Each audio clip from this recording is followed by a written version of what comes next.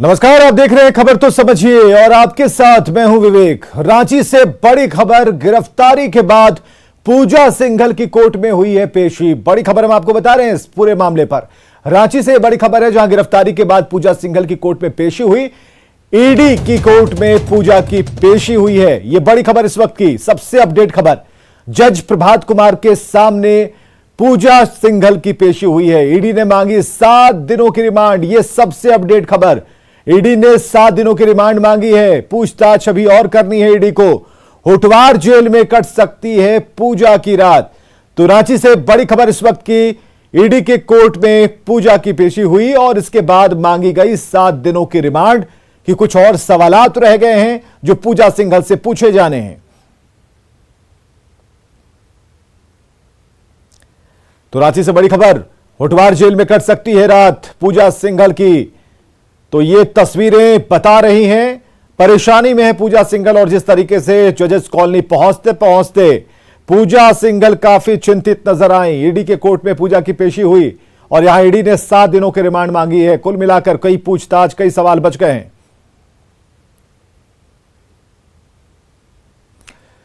तो आइए इस पूजा सिंघल को गिरफ्तार कर लिया गया है। आइए जानते हैं इस मामले में अब तक क्या हुआ। तो शुक्रवार को मनरेगा घोटाले को लेकर 18 जगहों पर ईडी ने छापेमारी की। पूजा सिंघल और उनके पति अभिषेक झा के ठिकानों पर छापेमारी की गई। अभिषेक झा जो कि पूजा सिंघल के पति हैं, उनके सीए सुमन कुमार सिंह के घर पर छापेमारी में 19 करोड़ 31 लाख रुपए कैश मिले। शनिवार को ईडी की टीम ने सीए सुमन कुमार को गिरफ्तार कर लिया। मंगलवार को ईडी ने आईएएस पूजा सिंघल को पूछताछ के लिए बुलाया। मंगलवार को पूजा, अभिषेक और सुमन से आमने सामने बिठाकर पूछताछ हुई। बुधवार को 6 घंटे की पूछताछ हुई और इसके बाद पूजा सिंघल गिरफ्तार कर ली गई। तो ये अब तक क्या क्या हुआ, ये पूरी बात हम आपको बता रहे हैं 10 बिंदुओं के जरिए कि किस तरीके से पूछताछ की गई, छापेमारी हुई, पूछताछ हुई और इसके बाद पूजा सिंघल गिरफ्तार कर ली गई। तो आखिरकार झारखंड सरकार में माइनिंग सेक्रेटरी पूजा सिंघल को गिरफ्तार कर लिया गया। पूरी कार्रवाई को भी जानते हैं।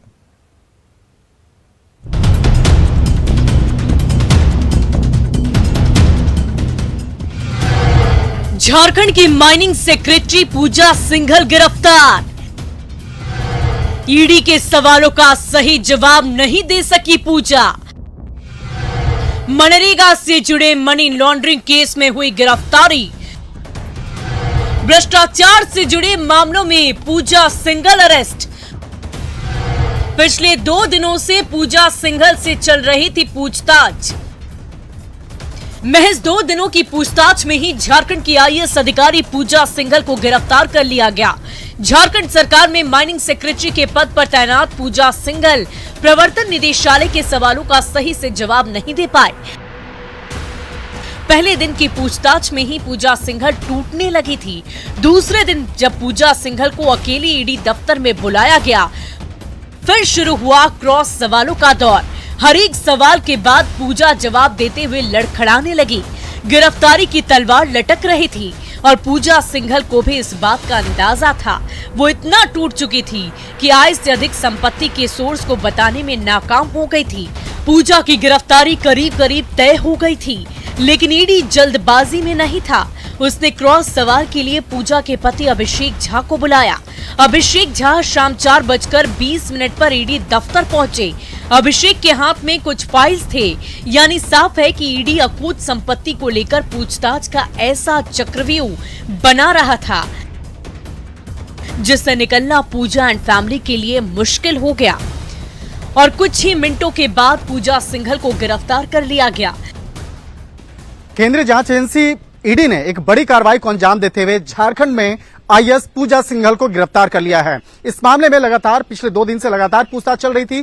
पूछताछ के दौरान कई महत्वपूर्ण जानकारियां और कई महत्वपूर्ण सबूतों को इकट्ठा किया गया। इस मामले में जिस तरह से पूजा सिंघल के पति अभिषेक झा से काफी देर तक पूछताछ की गई, पिछले 3 दिन से लगातार पूछताछ की गई। इसके साथ ही जो उसके चार्टर्ड अकाउंटेंट है सुमन कुमार, उससे बकायदा इस मामले में पूछताछ की गई और उसी पूछताछ के आधार पर यह गिरफ्तारी हुई है। और जिस तरह से इस मामले में गिरफ्तारी की गई है पूजा सिंघल की, कहा जा सकता है आने वाले वक्त में कई और भी लोगों की मुश्किलें बढ़ सकती हैं। इस मामले में पूजा सिंघल को आज भी पूछताछ के लिए बुलाया गया था और पूछताछ के दौरान जब कई महत्वपूर्ण जानकारी मांगी गई, लेकिन वो जांच एजेंसी को वो कोऑपरेट नहीं कर रही थी। जांच के दौरान कई जो सवाल जवाब किया जा रहा था उस वक्त में वो जांच एजेंसी को ज्यादा कोऑपरेट नहीं कर रहे थे। लिहाजा इसी मामले की गंभीरता को देखते हुए तमाम सबूतों और तमाम बयानों के आधार पर पूजा सिंघल को गिरफ्तार किया गया है। दरअसल 6 मई को आईएएस पूजा सिंघल के कई ठिकानों पर प्रवर्तन निदेशालय ने एक साथ छापेमारी की और इसी छापेमारी के दौरान पूजा सिंघल के पति अभिषेक झा के चार्टर्ड अकाउंटेंट सुमन कुमार के घर से मिली ये नोटों की गड्डियों को देखकर हर कोई हैरान रह गया था। प्रवर्तन निदेशालय की ये कार्रवाई मनरेगा घोटाले से जुड़े मामले में हुई थी। पूजा सिंघल के करीबी सीए सुमन कुमार सिंह को पहले ही गिरफ्तार किया जा चुका है। दिल्ली से शंकर आनंद और रांची से ओम प्रकाश की रिपोर्ट, न्यूज़ 18।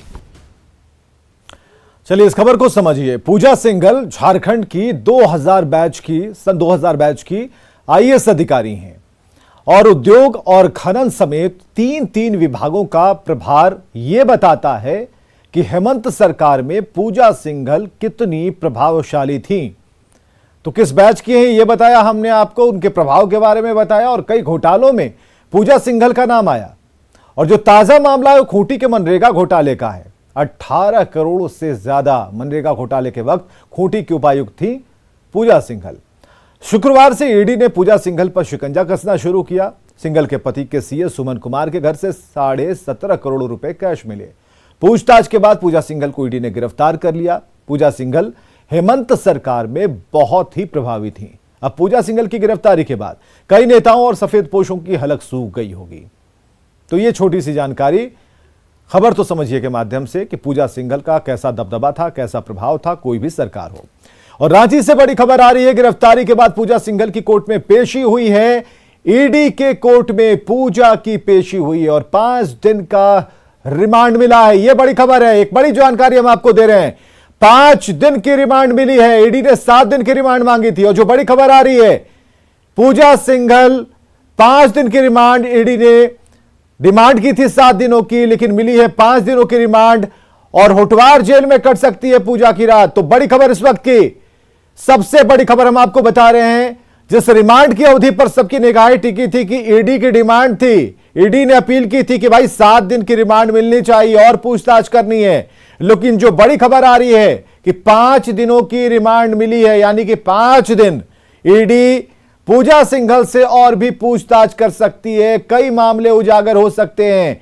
तो जो सूत्रों के हवाले से खबर है, 5 दिन की रिमांड मिली है, ईडी ने 7 दिनों की रिमांड मांगी थी। रांची से बड़ी खबर इस वक्त की, सबसे बड़ी खबर हम आपको बता रहे हैं। जो गिरफ्तारी हुई पूजा सिंघल की, 5 दिन में यह दूसरी गिरफ्तारी है और पूजा सिंघल की कोर्ट में पेशी हुई, ईडी के कोर्ट में पूजा की पेशी हुई। तो डिमांड किया गया कि 7 दिनों की रिमांड मिले, लेकिन 5 दिनों की रिमांड मिली है और होटवार जेल में पूजा सिंघल की रात कट सकती है। तो सबसे बड़ी खबर इस वक्त की, आईएएस पूजा सिंघल पर शिकंजा कसता जा रहा और 5 दिनों की रिमांड में जो सवालात होंगे। अविनाश हमारे साथ फोन लाइन पर। अविनाश, सूत्रों के हवाले से खबर 7 नहीं 5 दिनों की रिमांड मिल गई है।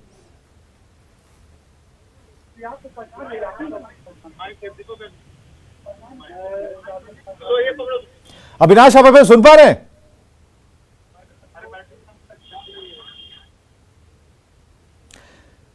तो अविनाश से कोशिश करते हैं जुड़ने के लिए, क्योंकि ये अहम खबर, एक बड़ी खबर, वो जिस पर कई बार हमने उनसे सवाल भी पूछा कि रिमांड की अवधि क्या हो सकती है, ईडी की तरफ से क्या डिमांड की गई है। तो 7 दिनों की डिमांड जरूर थी कि 7 दिनों तक रिमांड पर हम पूजा सिंघल को लेंगे। लेकिन इस वक्त जो एक सूत्रों के हवाले से बड़ी खबर आ रही है वो ये है कि 5 दिनों की रिमांड मिली है।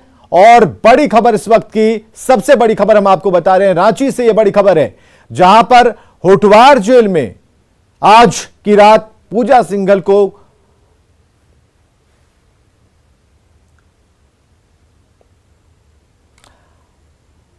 और अविनाश हमारे साथ बन चुके हैं। और अविनाश, जो जानकारियां मिल पा रही हैं, क्या है खबर, क्या पुख्ता है? आप पुख्ता तरीके से बताइए 5 दिनों के रिमांड के बारे में।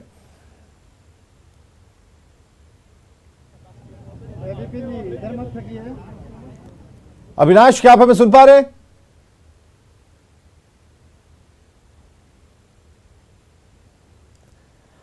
चलिए, यहां पर थोड़ी सी परेशानी हो रही है, लेकिन हम कोशिश करेंगे, क्योंकि यह जरूरी है जानना कि जो सूत्रों के हवाले से खबर आ रही है कि 5 दिनों की रिमांड मिली है, सिर्फ पुख्ता तरीके से न्यूज़ 18 आपको बताएगा।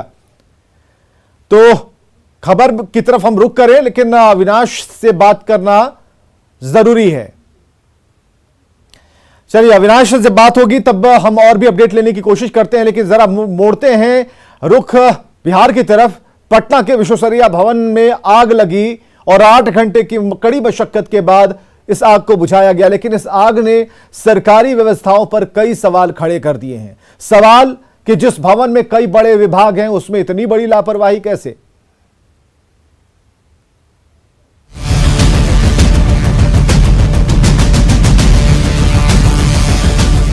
आग की लपटें और विश्वेश्वरैया भवन से उठता धुएं का गुबार। तस्वीरें पटना के विश्वेश्वरैया भवन की हैं। ये भवन कोई आम इमारत नहीं है। इसमें कई विभागों के दफ्तर हैं, कई मंत्रियों का ऑफिस है।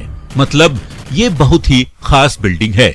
इस खास बिल्डिंग में जब आग लगी तो 1 मिनट के अंदर फायर ब्रिगेड की टीम पहुंच गई।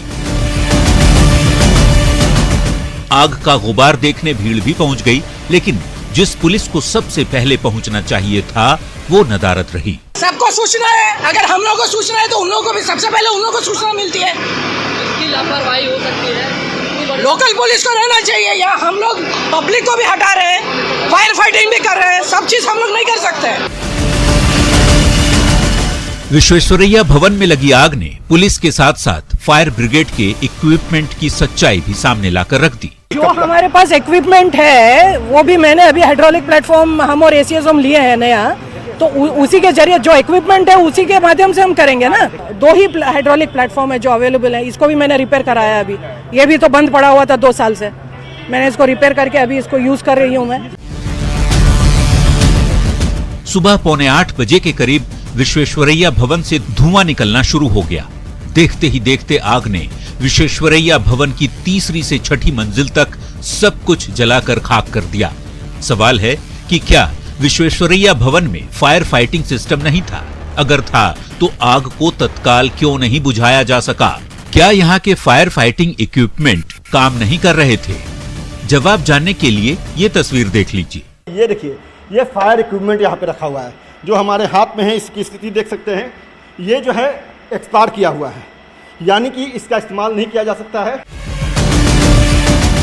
न्यूज़ 18 की टीम धधकती आग के बीच 7वें माले तक पहुंच गई, ये जानने के लिए कि इस अग्निकांड का मुजरिम कौन है। अब आप भी जवाब जानना चाहते हैं तो सच्चाई सुन लीजिए दमकल विभाग के डीजी की ही जुबानी। ये पुराना वायरिंग सिस्टम भी है, तो इसको थोड़ा सा हम लोग को ओवरहॉल भी कर लेना पड़ेगा सभी बिल्डिंग्स में। हम लोग इंस्ट्रक्शंस भी दे रहे हैं हम लोग अपने फायर ऑडिट रिपोर्ट्स में।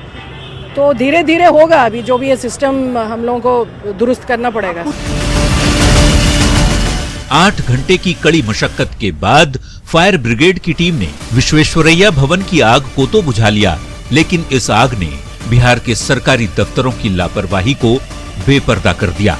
न्यूज़ 18 के लिए पटना से अमित कुमार, रजनीश कुमार और रवि एस नारायण की रिपोर्ट। चलिए, इस खबर को समझिए। विश्वेश्वरैया भवन पटना के सबसे पॉश इलाके बेली रोड में स्थित है। ये एक जानकारी है कि आखिर विश्वेश्वरैया भवन किस सड़क पर है। विश्वेश्वरैया भवन में कई विभागों का दफ्तर है और इस भवन की 3री से 6ठी मंजिल तक आग ने सब कुछ खाक कर दिया। चिंता वाली बात यह है कि विश्वेश्वरैया भवन का फायर फाइटिंग सिस्टम खराब था।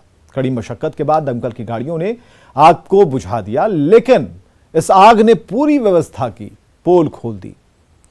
समझने वाली बात है कि इससे पहले भी कई सरकारी कार्यालयों में आग लग चुकी है। अब 20 अक्टूबर 2020 से लेकर अभी तक की पूरी तिथियों को अगर हम देखें तो किस तरीके से कभी विकास विभाग के ग्रामीण विकास में आग लगी, 7 मई 2018 को पुराना सचिवालय के मंत्रिमंडल विभाग में आग लग गई, 24 अक्टूबर को 2017 को न्यू सचिवालय विकास भवन में आग लगी। 29 सितंबर 2016 को विकास भवन में आग लगी।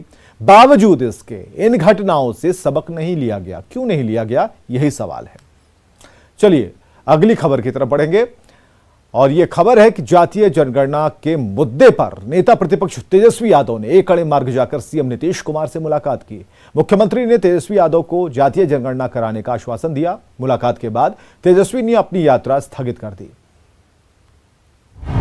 20 दिन में तीसरी बार मिले नीतीश तेजस्वी। 3 हफ्ते में चाचा भतीजे की तीसरी मुलाकात। जातीय जनगणना पर बन गई बात। बिहार की राजनीति में जातीय जनगणना का जिन्न एक बार फिर बोतल से बाहर है। मंगलवार को तेजस्वी ने सीएम नीतीश कुमार को 72 घंटे का अल्टीमेटम दिया। मुलाकात का समय दीजिए, नहीं तो पटना से दिल्ली तक मार्च करेंगे। 40 घंटे से 72 घंटे के बीच में आप हमको बुलाइए। अगर आप नहीं बुलाते हैं तो हम आपसे समय मांगेंगे। तेजस्वी ने 72 घंटे का अल्टीमेटम दिया तो नीतीश ने 26 घंटे में ही तेजस्वी को मिलने बुला लिया। दोनों के बीच करीब आधे घंटे तक मुलाकात हुई, बात हुई और जब तेजस्वी बाहर निकले तो बोला ऑल इज वेल। सीएम ने जातीय जनगणना पर सर्वदलीय बैठक का आश्वासन दे दिया है। फिलहाल मैंने यात्रा स्थगित कर दी है। मुख्यमंत्री जब कह रहे हैं कि वो कराएंगे और जल्दी ही एक मीटिंग बुलाई जाएगी जिसमें सब लोगों की राय दी जाएगी, ये बात तो उन्होंने फिर हमको कहा है। लेकिन हमारे पास जब मिलने का समय हमको दिया है, अब जब आश्वस्त किए हैं, तो यही बात है कि भाई अगर इंतजार करना होता, टालना होता तो मिलने का समय। दरअसल जातीय जनगणना के मुद्दे पर पहले से ही पक्ष विपक्ष सबकी एक ही राय है कि जातिगत जनगणना हर हाल में होनी ही चाहिए। सीएम नीतीश कुमार भी जातीय जनगणना के पक्ष में, जिसके लिए सरकार लगातार मंथन कर रही है, क्योंकि नीतीश एनडीए गठबंधन में है और बीजेपी फिलहाल बिहार में जातीय जनगणना के मूड में नहीं। इसलिए नीतीश और समय चाहते हैं। दूसरी तरफ तेजस्वी जातीय जनगणना की आड़ में सियासत चमकाना चाहते हैं और प्रेशर पॉलिटिक्स का खेल भी खेल रहे हैं। न्यूज़ 18 के लिए पटना से रवि एस नारायण की रिपोर्ट। और खबरें लगातार जारी हैं, आप बने रहें हमारे साथ।